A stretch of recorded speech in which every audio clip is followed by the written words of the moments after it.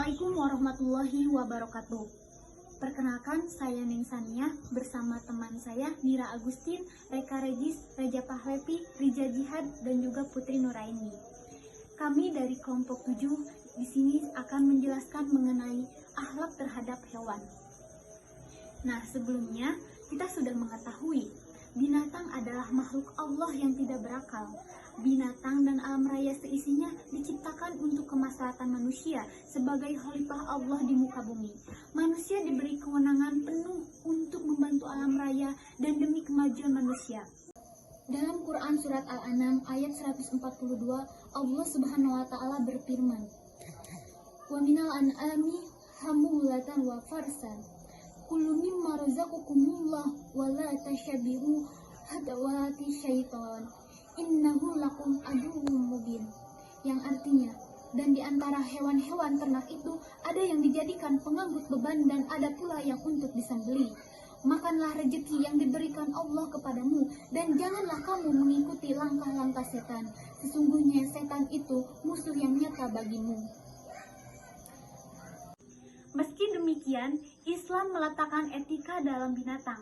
Meski ia diciptakan untuk manusia, tetap saja Islam melarang umatnya melakukan berbagai perbuatan keji dengan binatang. Ketika mengendarai binatang, Rasulullah memerintahkan kita untuk istirahat dan memenuhi kebutuhan makanan yang layak. Seperti dalam sebuah hadis, "Ketika kalian pergi jauh, maka berilah kesempatan untuk memakan makanan di bumi." Hadis riwayat Muslim. Selain itu, sebagian umat Islam salah memahami doktrin Islam tentang najis besar atau najis mughaladzah yang berasal dari hewan. Kesalahan pemahaman ini mengakibatkan tindakan di luar batas kewajiban terhadap binatang yang dinilai membawa kenajisan seperti anjing. Padahal Islam mengajarkan sikap lemah lembut terhadap binatang apapun. Kalaupun kita harus membunuh karena mereka mengganggu, misalnya mengganggu kita, atau memang untuk dimakan, tetap saja ditetapkan oleh Allah harus dengan cara-cara yang lembut dan kasih sayang, jauh dari penyiksaan. Akhlak terhadap hewan. Seorang muslim beranggapan bahwa kebanyakan hewan adalah makhluk yang mulia. Maka dari itu ia menyayanginya karena Allah sayang kepada mereka. Dan ia selalu berpegang teguh kepada etika dan adab terhadap hewan. Etika dan adab terhadap hewan antara lain yaitu yang pertama, memberinya makan dan minum apabila hewan itu lapar dan haus. Sebab Rasulullah SAW telah bersabda, hadis yang pertama yaitu, "Pada setiap yang mempunyai hati yang basah itu terdapat pahala." Hadis riwayat Bukhari. Hadis yang kedua yaitu, "Barang siapa yang tidak belas kasih, niscaya tidak dibelas kasihi." Hadis riwayat Bukhari dan Muslim. Dan hadis yang ketiga yaitu, "Kasihanilah siapa yang ada di bumi ini, niscaya kalian dikasihani oleh yang ada di langit." Adab dan etika terhadap hewan yang kedua yaitu menyayangi dan kasih sayang kepadanya, sebab Rasulullah SAW telah bersabda ketika para sahabatnya menjadikan burung sebagai sasaran memanah, yaitu, Allah mengutuk orang yang menjadikan sesuatu yang bernyawa sebagai sasaran. Hadis riwayat Bukhari dan Muslim. Beliau juga telah melarang mengurung atau mengikat binatang ternak untuk dibunuh dengan dipanah atau ditombak dan sejenisnya. Dan karena beliau juga telah bersabda, "Siapa gerangan yang telah menyakiti perasaan burung ini karena anaknya, kembalikanlah kepada anak-anaknya." Beliau mengatakan hal tersebut setelah beliau melihat seekor burung berputar-putar mencari anaknya yang diambil dari sarangnya oleh salah seorang sahabatnya. Hadis riwayat Abu Daud. Adab dan etika terhadap hewan yang ketiga yaitu menyenangkannya di saat menyembelih atau membunuhnya. Karena Rasulullah SAW telah bersabda, "Sesungguhnya Allah telah mewajibkan ihsan atau berbuat baik atas segala sesuatu. Maka apabila kalian membunuh, hendaklah berlaku ihsan di dalam pembunuhan, dan apabila kalian menyembelih, hendaklah berlaku baik di dalam penyembelihan.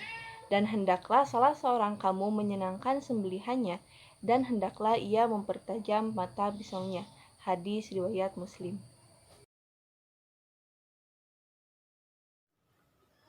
tidak menyiksanya dengan cara penyiksaan apapun atau dengan membuatnya kelaparan, memukulinya, membebaninya dengan sesuatu yang ia tidak mampu, menyiksanya atau membakarnya, karena Rasulullah Shallallahu Alaihi Wasallam telah bersabda, seseorang perempuan masuk neraka karena seekor kucing yang ia kurung hingga mati.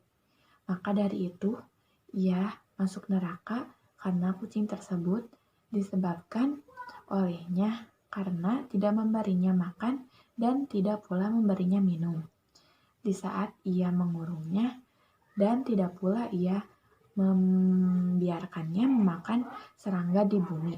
Hadis riwayat Al-Bukhari.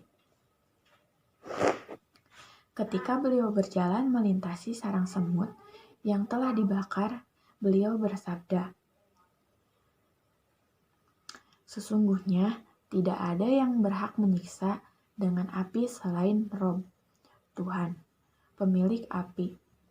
Hadis riwayat Abu Dawud.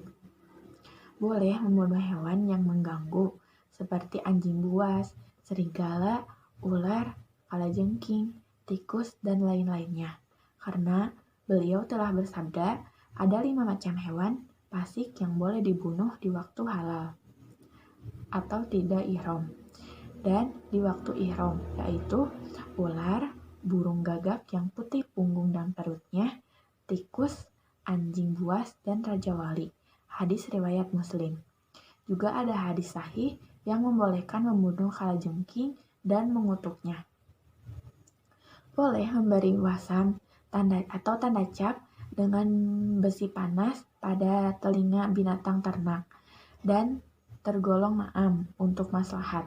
Sebab telah diriwayatkan bahwasannya Nabi Muhammad SAW memberi wasam pada telinga unta sodakoh dengan tangan beliau yang mulia.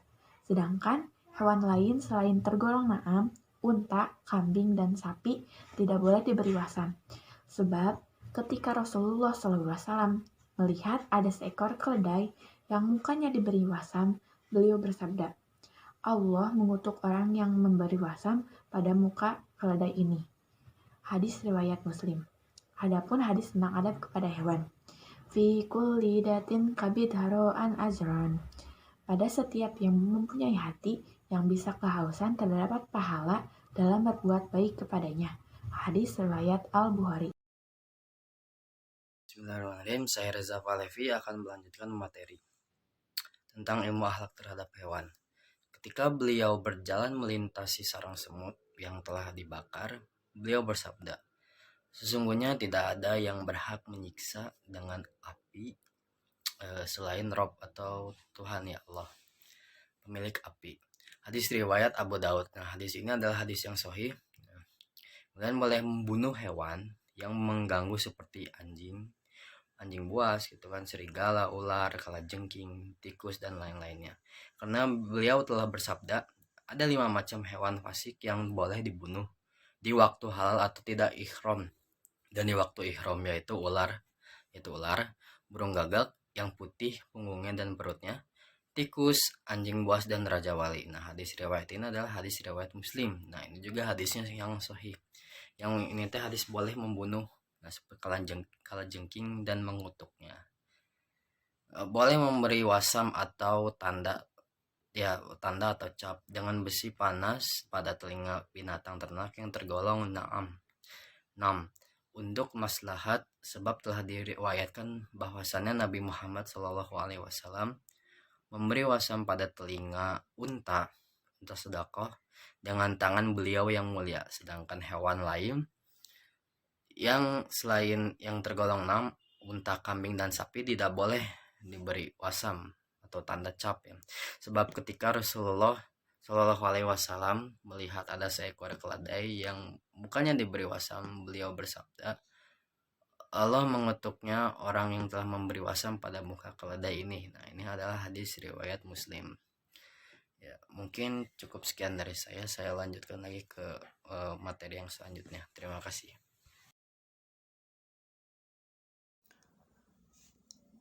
Mengenal hak Allah pada hewan, yaitu menunaikan zakatnya jika hewan itu tergolong yang wajib dijakati.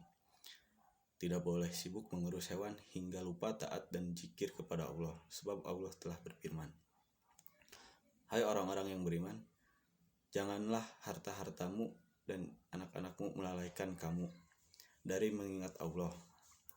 Al-Munafikun ayat 9. Rasulullah SAW pun telah bersabda berkenaan dengan kuda. Kuda itu ada 3 macam. Kuda bagi seseorang menjadi pahala, kuda bagi seseorang menjadi pelindung, dan kuda bagi seseorang menjadi dosa.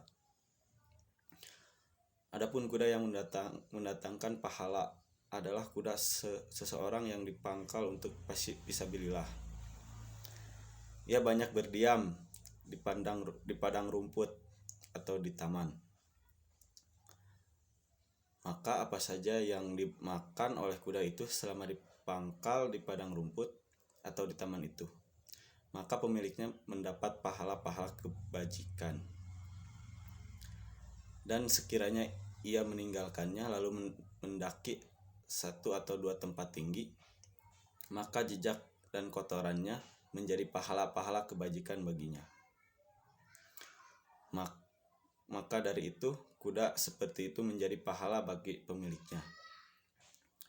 Kuda yang diikat oleh seseorang karena ingin menjaga kehormatan diri, tidak minta-minta, dan ia tidak lupa akan hak Allah Subhanahu wa Ta'ala pada leher ataupun punggung kuda itu,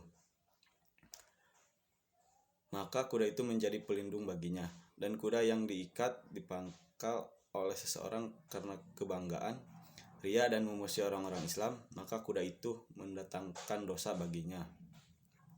HR Al-Bukhari. Bismillahirrohmanirrohim. Masih dengan materi yang sama tentang akhlak terhadap hewan. Saya di sini akan menjelaskan keterkaitan kita manusia dengan hewan. Sebelumnya, saya mau bertanya, apa sih pembeda kita antara hewan dengan manusia? Yaps, jawabannya yakni manusia merupakan makhluk ciptaan Allah yang diberikan akal pikiran, sedangkan hewan makhluk ciptaan Allah yang tidak diberikan akal pikiran. Tetapi kita sama-sama diberikan insting oleh Allah Subhanahu wa Ta'ala. Di sini ya, saya akan mengambil contoh hewan kucing. Kucing kan udah diberikan insting oleh Allah. Jadi kucing itu kan takut sama air. Saat ia jalan bertemu dengan ada sebuah kolam yang berisi dengan air, kucing itu gak akan langsung nyebur karena dia pun tahu bahwa isi kolam itu adalah air. Jadi insting itu yakni pola pikir, perilaku, reaksi terhadap suatu rangsangan yang telah ada sejak kita lahir. Jadi apa sih keterkaitan kita dengan hewan? Ada dalam sebuah hadis yang berbunyi, Bismillahirrahmanirrahim. Ittaqullaha fi hadhil bahaimil mu'jamatil farakabuha solihatan wa kuluha solihat. Yang artinya, bertakwalah kalian kepada Allah Subhanahu wa Ta'ala pada binatang-binatang ternak yang tidak bisa berbicara. Tunggangilah ia dengan baik-baik, makanlah pula dengan cara yang baik. Hadis riwayat Abu Daud nomor 2548. Jadi, hadis ini itu menjelaskan bahwa kita harus bertakwa kepada Allah Subhanahu wa Ta'ala dan hewan-hewan pula. Walaupun hewan-hewan ternak yang tidak bisa berbicara. Dengan cara apa kita bertakwanya? Kita bisa menjaganya dan merawatnya dengan baik. Lalu hadis itu pun berkata, makanlah pula dengan cara yang baik. Maksud dari makanlah pula dengan cara yang baik, kalau di dalam syariat Islam, bila kita akan menyembelih hewan, kita harus mengucapkan dengan berbarengi dengan mengucapkan asma Allah Subhanahu wa Ta'ala, agar hewan itu bisa kita makan dan menjadi halal bagi kita. Jadi keterkaitannya itu, bila kita menjaga, melindungi, dan merawat hewan, maka hewan pun akan memberikan manfaat kepada kita. dan bisa untuk memenuhi kebutuhan kita. Alhamdulillah, materi mengenai akhlak terhadap binatang telah kami sampaikan. Mudah-mudahan apa yang kami sampaikan bisa bermanfaat untuk semuanya. Kami dari kelompok 7 mengucapkan terima kasih banyak atas perhatiannya. Mohon maaf bila ada kesalahan kata atau kekurangan yang lainnya.